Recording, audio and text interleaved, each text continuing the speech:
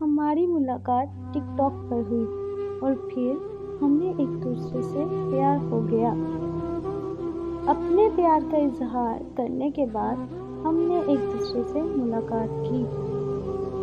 وہ ملاقات اتنی خوبصورت تھی کہ ہم نے ایک دوسرے سے شادی کرنے کا وعدہ کر لیا۔ ہم دونوں کی شادی کے لیے میرے گھر والے تو مان جاتے مگر اس کے گھر والوں نے کبھی نہیں ماننا تھا کیونکہ اس کا رشتہ پہلے سے ہی اس کے کزن کے ساتھ پکا ہو چکا تھا۔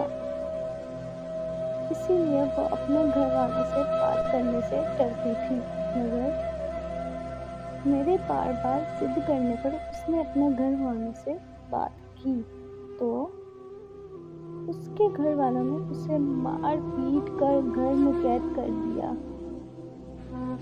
اس سے فون چھین لیا گیا جس کی وجہ سے ہمارا رابطہ ختم ہو گیا۔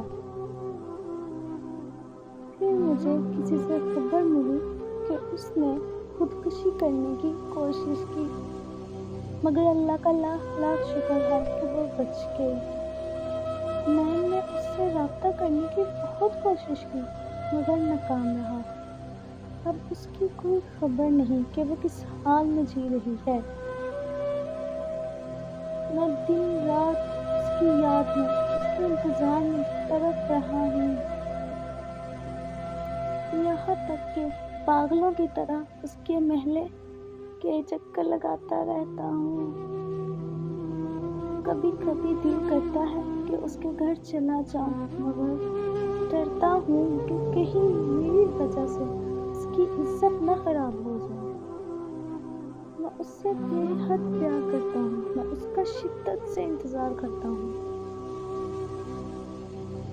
مجھے یقین ہے کہ وہ ایک دن لوٹ آئے گی اور ہمیشہ کے لیے میری ہو جائے گی۔